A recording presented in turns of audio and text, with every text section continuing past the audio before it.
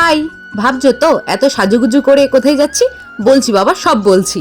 School জীবন থেকে হয়ে আসা প্ল্যান যে 4 বন্ধু মিলে যাব ঘুরতে, পিকনিক করতে, আজ কলেজ শেষ করার পর সেটাকে আমরা সাকসেসফুলি করতে পেরেছি। আজ আমরা 4 বন্ধু মিলে বেরিয়ে পড়েছি ঘুরতে যাওয়ার জন্য কৈখালীর উদ্দেশ্যে।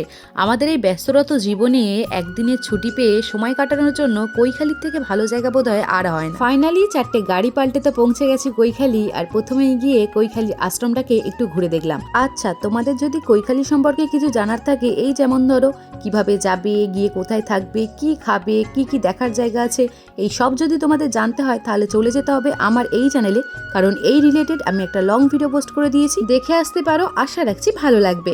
যাই হোক, তোমাদের সাথে কথা বলতে বলতে তো আমি কৈখালীটা 4-5টা বেশ ভালো করেই ঘুরে নিয়েছি। সত্যি বলতে একদিনের ছুটি পেয়ে এরকম নদীর ধারে বসে বন্ধুদের সাথে পিকনিক করে খাওয়া দাওয়ার সাথে তো আছেই বহু বছরের জমে থাকা হাজারো গল্প, হাসি ঠাট্টা, গল্প, মজা আর জমিয়ে খাওয়া দাওয়া।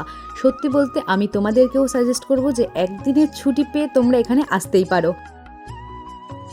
এত কিছু খাওয়ার পরেও আবারও খাওয়ার আইটেম অ্যারেঞ্জমেন্ট হচ্ছে, তো কি হচ্ছে সেটাই দেখাবো তোমাদের। আমরা তো ওখানে গিয়ে করেছিলাম চানা পার্টি।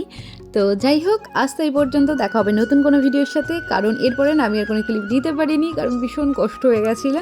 তো তোমাদেরকে সাজেস্ট করবো একবার হলেও ঘুরে যেও।